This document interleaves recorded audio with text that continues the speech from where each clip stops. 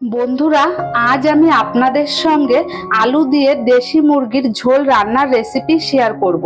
ঘরে থাকা কয়েকটি মশলা দিয়েই এই দেশি মুরগির ঝোল রান্না করলে খেতে দারুণ স্বাদের হবে। তাহলে চলুন দেরি না করে আপনাদের সঙ্গে রেসিপিটা শেয়ার করি।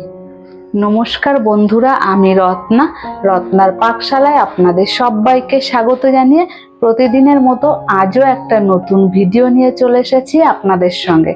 আশা করি আপনাদের সকলেরই ভালো লাগবে। বন্ধুরা, ভিডিওটি প্রথম থেকে শেষ পর্যন্ত দেখার অনুরোধ রইল। ভালো লাগলে লাইক, শেয়ার, সাবস্ক্রাইব করতে ভুলবেন না। আর হ্যাঁ বন্ধুরা, আমার চ্যানেলটিতে যারা নতুন, চ্যানেলটিকে সাবস্ক্রাইব করে অবশ্যই আমার পাশে থাকবেন।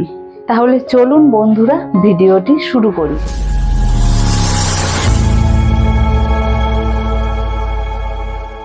বন্ধুরা, আজ আমি রান্না করব আলু দিয়ে দেশি মুরগির ঝোল। এই দেশি মুরগির ঝোল বানানোর জন্য প্রথমে আমি মাংসটাকে ভালো করে ধুয়ে পরিষ্কার করে নিয়েছি। এবার মাংসটাকে কিছু মশলা দিয়ে ম্যারিনেট করে নেব। তার আগে আমি মশলাটাকে বেটে নেব।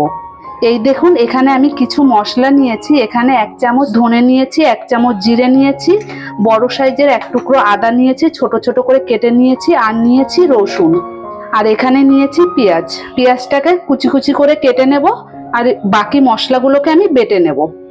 এখানে আমি ধনে আর জিরেটাকে একসঙ্গে বেটে নিয়েছি।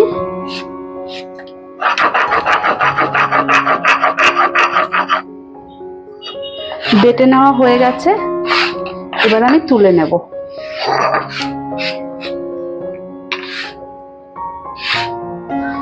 এবার রসুন আর আদাটাকে একসঙ্গে বেটে নেব। আদা আর রসুনটাকে ভালো করে বেটে নিয়েছি। এবার আমি বাটিতে নামিয়ে নেব।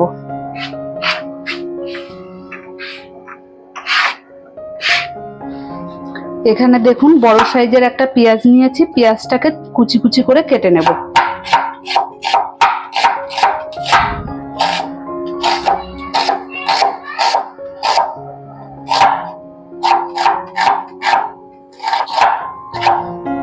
কেটে নেওয়া হয়ে গেছে।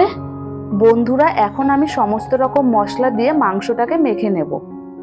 মেখে নেওয়ার জন্য প্রথমে বড় সাইজের একটা পেঁয়াজ কেটে রেখেছিলাম দিয়ে দেব 1 চামচ জিরে বাটা, 1 চামচ ধনে বাটা আমি একসঙ্গে বেটে নিয়েছি, দিয়ে দিয়েছি। দিয়ে দেব 2 চামচ রসুন বাটা, 2 চামচ আদা বাটা, দিয়ে দেব 1/2 চামচ গোলমরিচের গুঁড়ো, 1 চামচ লাল লঙ্কার গুঁড়ো, দিয়ে দেব 1 চামচ হলুদ গুঁড়ো, আর দিয়ে দেব পরিমাণ মতো সর্ষের তেল। তেলটা একটু বেশি পরিমাণে দিয়েই মেখে নেবেন। সবার শেষে লবণ দিয়ে দেব পরিমাণ মতো। এবার সবকিছু দিয়ে ভালো করে মেখে নেব।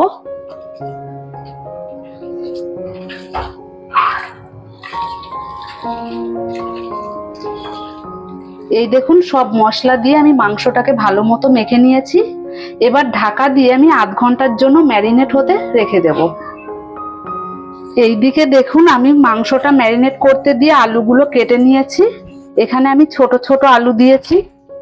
এবার আমি গ্যাসের ওপর কড়াই বসিয়ে দিয়ে তেল দিয়ে দিচ্ছি। তেলটা গরম হয়ে এসেছে, এবার আমি আলুগুলো দিয়ে ভেজে নেব। আলুটা ভেজে নেওয়ার সময় পরিমাণ মতো লবণ দিয়ে দেব, আর দিয়ে দেব সামান্য পরিমাণ হলুদ গুঁড়ো।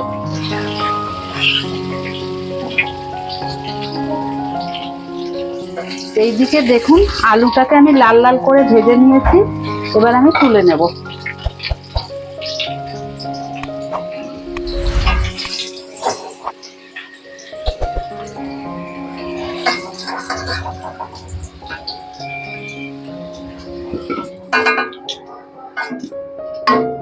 এবার আমি আলু ভেজে নেওয়া তেলের ওপর তেজপাতা, দারচিনি, এলাচ, লবঙ্গ, জিরে ফোড়ন দিয়ে দিচ্ছি।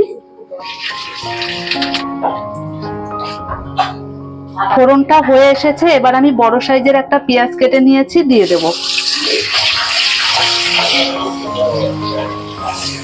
পেঁয়াজটাকে একটু লাল লাল করে ভেজে নেব। পেঁয়াজটাকে লাল লাল করে ভেজে নিয়েছি। এইদিকে আমার মাংসটা ম্যারিনেট হয়ে গেছে, আধ ঘন্টারও বেশি হয়ে গেছে। এবার আমি দিয়ে দেব।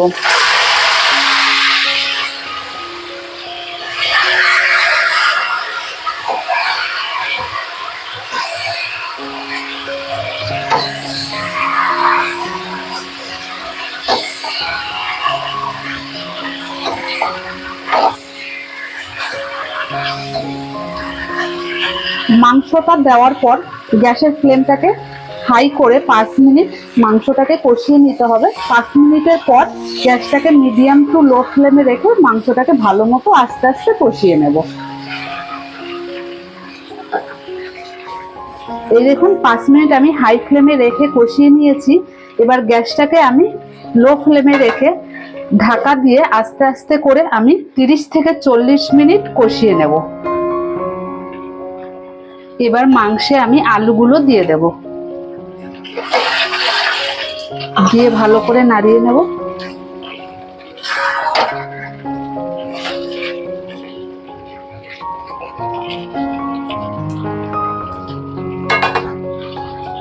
এবার ঢাকা দিয়ে দিয়ে আস্তে আস্তে ভালো মতো কষিয়ে নেব।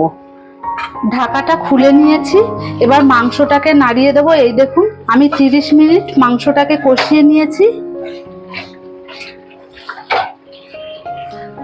মাংসের গা থেকে তেল ছেড়ে দিয়েছে। পরিমাণ মতো গরম জল দিয়ে দেব। এই দেখুন গরম জলটা দেওয়ার সঙ্গে সঙ্গেই ফুটতে শুরু করে দিয়েছে। এবার হালকা করে নাড়িয়ে নেব। ভালো মতো ফুটতে শুরু করে দিয়েছে। এবার ঢাকা দিয়ে আরো 10 মিনিট রান্না করে নেব। এই দেখুন বন্ধুরা, ঢাকাটা আমি তুলে নিয়েছি। আমার আলু দিয়ে দেশি মুরগির ঝোল রান্না হয়ে গেছে। এবার আমি ওপর থেকে 1 চামচ গরম মশলার গুঁড়ো দিয়ে দেব।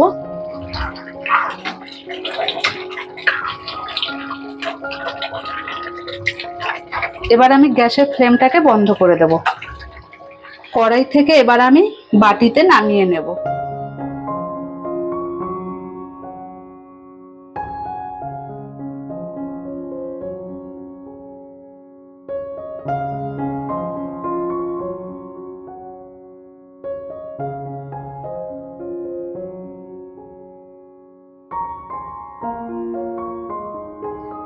এই দেখুন বন্ধুরা, সম্পূর্ণ মাংসটা আমি নামিয়ে নিয়েছি। এইভাবে আপনারা বাড়িতে বানাবেন, বানিয়ে খেয়ে অবশ্যই আমাকে কমেন্ট করে জানাবেন কেমন হয়েছে। আর হ্যাঁ বন্ধুরা, ভিডিওটি ভালো লাগলে লাইক, শেয়ার, সাবস্ক্রাইব করতে ভুলবেন না। আর আমার চ্যানেলটিতে যারা নতুন, চ্যানেলটিকে সাবস্ক্রাইব করে অবশ্যই আমার পাশে থাকবেন। বন্ধুরা, ভিডিওটি প্রথম থেকে শেষ পর্যন্ত দেখার জন্য আপনাদেরকে অসংখ্য ধন্যবাদ। তাহলে বন্ধুরা, ভিডিওটি এখানেই শেষ করছি। দেখা হবে নতুন কোনো ভিডিওর সাথে।